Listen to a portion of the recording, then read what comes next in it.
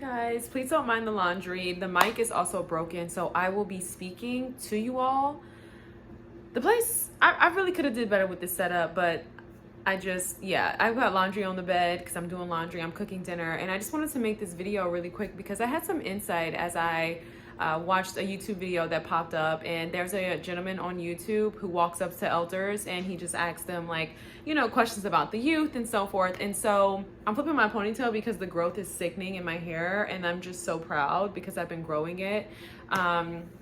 We're not really going to get into me because like I said, I came on randomly, created this video just on a whim after watching that. So it's I didn't really take the time to prep and really think about anything outside of my thoughts. And I just wanted to come on and share my thoughts. So now let's get into the video because that was a long intro.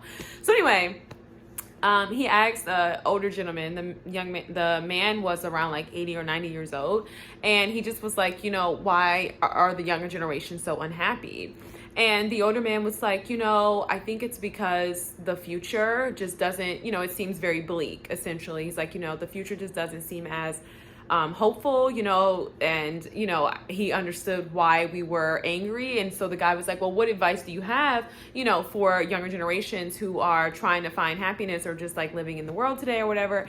He was just continue to, fight and protest and things like that. And it made me think about where we are today as a society, and even just how so much has shifted a few years ago. I think the craziest thing about being in the work of research and sociology and psychology is how there has been almost transcendental change. It has happened so rapidly that it's really kind of hard to document, especially when you're living in the midst of it as such today. And I was just sitting here thinking about, from my own personal experiences in terms of happiness, you know what I mean? What does it mean to be happy? We have our basic needs met. And I think what it means to be happy and why happiness has eluded us, right? It's because one, there's many things we've lost to the internet. This is something that we just know. But outside of the things that we've lost to the internet, what we've also lost is our ability to kind of have this childlike wonder about the world. And as someone who, I've peered into the work of journalism just out of my own curiosities, now we're kind of in this place where it's we get to see how bleak and cruel and dull and corrupt and unjust the world really is. And I just think about this all the time. I was telling someone, I was man, I think that there really is an opportunity, right? There's a window of opportunity that takes place from the ages of I would say maybe 18 to 24. And I was telling someone, I said, if you don't make it in terms of fame and influence within that realm, I do think that is something that someone can look into. It's not to say you won't ever make it. And then I also think too, I kind of want to sidebar here. When I talk, I'm grown now, so I'm pretty much a realist. I wouldn't say that I'm cynical, and I wouldn't say that but I also wouldn't say that I'm your motivational coach. So, with independent research, with, me being in the world and such, I do kind of employ, some traditional beliefs about hard work and so forth. So if you want content that's a little bit not that, then this is not your space. So back to what I was saying. And I do think that there's really something said about that because, for me, I wanted to go to New York. It was just a dream of mine. I'm going to move to New York. At the time, I wanted to pursue fashion. I wanted to pursue fashion. I don't know if I've ever wanted to be a model. I think a lot of people told me I should be a model because I was pretty, but I think that, they tell everyone that they should be a model when they're pretty or even decent looking, objective, of course. And this is not to, subjugate anybody's beauty, but I'm just saying, if you are a woman and you have long hair or a peculiar facial feature, people will tell you to be a model. So to me, I just did not look at that like a guiding light because I just feel that was a commonality amongst beautiful women and peculiar women and women who have special features that could possibly be commodified, essentially. And so for me, I just was okay, I don't really want to do that. And then I also realized that I was very opinionated, so I was I don't really want to be a model. I'm not going to be told what to do. I'm not going on no crazy diet. So I didn't want to be a model, but I did want to do fashion. And I remember there were certainly some opportunities where I could have went to New York and did the whole live in a studio type of thing. And I'm you know what I mean? Like that was something that could have happened. But I think back on the time in which that was versus like today, right? Like I remember I was probably like 24, 25, and I was in an Uber and I was just telling someone how I always wanted to move to New York and I had this dream and things like that. And she was like, you know, you should just go and you should just do it. She was like, back in my day, we would just go and do it. And I don't think that, because I think if you have a reality, right? And so for a lot of millennials and so forth, when your reality is that of connection, when your reality is that of possibility, it's really hard for you to kind of relate to the space in which we are in, which is very transcendental from that moment in time. Even though you're still here with us on this earth, you have to understand that Gen Z, my generation, we're living in a completely different time. I say this all the time, but this is very revolutionary. Like, I think we've had a lot of firsts, not just in terms of nominations and, you know, awards, but I'm saying first in terms of like technological advancements. Like, it's something that we're living in it, so it's not really being documented to the extent of research, to the extent of, you know, comparative analysis in terms of other generations, you know what I mean? Like, I think we're still living in it, so we don't really have a cumulative body of work to really compare it to the other generations in that sense. And I think that's where we're kind of falling short in terms of presenting this to older generations who tell us that we're just nihilistic, who tell us that, you know what I mean? No, that we really have lost the true sense of wonder. And I think that it is wonder and novelty that really gives a sense of meaning to life. And I think when you're a child and that is taken away from you so soon, right? Like for me, back to my story about New York, I can confidently say I didn't take the chance and I didn't maybe take the leap, but I also don't think that it was necessarily a bad thing per se, you know, but I also think too, you know, I do believe that there could have possibly been some possibility for me, right? Because one, I was so naive, right? And I think that that's the beautiful thing about being young. It's like you have this sense of naivety, you have this sense of wonder that you carry with you in the world, and you're not as cynical. You don't really have any negative experiences to kind of counteract that. You know what I mean? It's like in your mind, you're invincible, you're young, you have health, you have vitality, you have energy, anything is possible. And I'm still very young, like, you know what I mean? But it's like I'm older now. I have a understanding of like life to the extent of like reality and realism. So that sometimes kind of like impedes on naivety, right? Like I'm no longer naive, like I'm no longer in that space. And so I do think that there is a window of opportunity for dreams, right? When you get older, you have to start considering how are you going to take care of yourself, right? I always say this, you know, just to kind of sidebar, because I don't want this to be like a sob story and I don't want anybody to misconstrue what it is I'm trying to say. I do feel as though there is a sense of, you know, peace I have for achieving my dreams as a writer. But I do think when you talk about happiness, that is a really big thing, right? Like we really are trying to figure out how we're going to take care of ourselves. I mean, it was just 2016, 2015 when I was living with my best friends and, you know, we were in an apartment together and we had like a kitchen table and that was it. And we've had just very interesting times. And, you know, even back in the day, it's like you could, have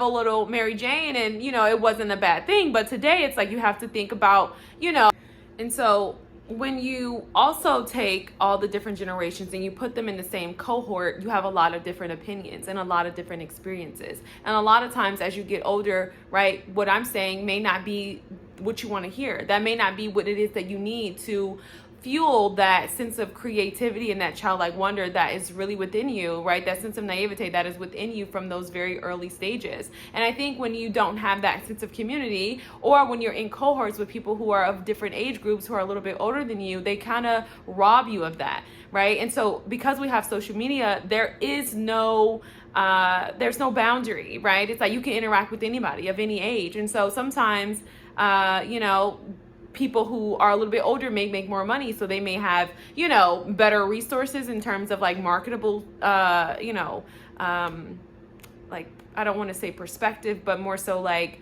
their content, or, you know what I'm saying? Like, I guess I'm just saying, like, you know, they may be able to buy the nice things from the corporate job, so they may have a little bit more influence because it's something to aspire to, but they may not be coming from a place of like helping you achieve what it is that you want to achieve, right? They may actually be feeding that really stark and nihilistic view of the future. So I think groupthink has has also really contributed to this level of unhappiness as well. You know, there was a point in time where you could just kind of figure out who you were and have your own sense of ideas and opinions without massive crucifixion. Where we are today, people are literally creating communities based on a sense of shared, you know, sharedness, to the extent of, if you do not agree, you will be cast away. And it's not just in terms of like community. I think it's kind of getting down to this like very scientific, and I do think in part a lot of this is starting to play into natural selection. I think we've had a lot of illnesses. I think that we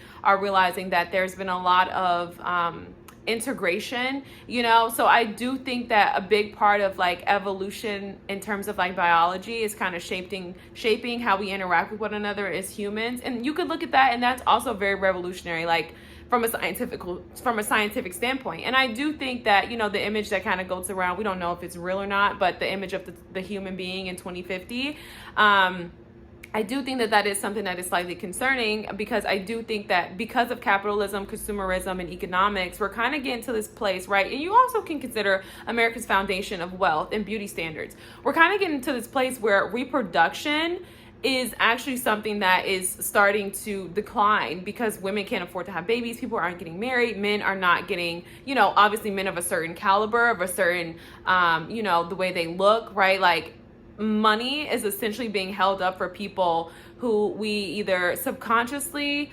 consciously, or biologically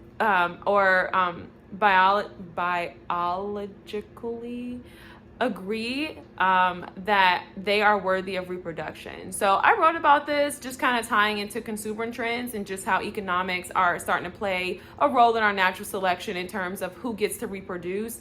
Obviously, this isn't something that we're seeing on a large scale, and I think even from my own personal observations, I don't think that this is anything that we need to be like rushing to, and I don't think that there, you know, it's not anything alarming to that extent, but I do think that it is playing a huge role in reproductive, you know, in our reproductivity. I do think that as humans, like that's actually playing a really, so it's yeah, that's a thing. So yeah, those are just some of the reasons why I think we're unhappy. And then I just think too, there was a point in time where, you know, things really weren't this expensive. And I think when you start to consider how, you know, just like 5 years ago, right, college tuition to be a nurse was about $10,000 to go get a trade. Now it's like $30K. You know what I mean? Obviously, this isn't like nursing is different, but that's just an example of how tuition for, you know, I don't want to say low entry jobs. Like, obviously we know nursing and it's matriculative, like, you know what I mean? That's not low entry, but I'm just saying that there were different stipulations, right?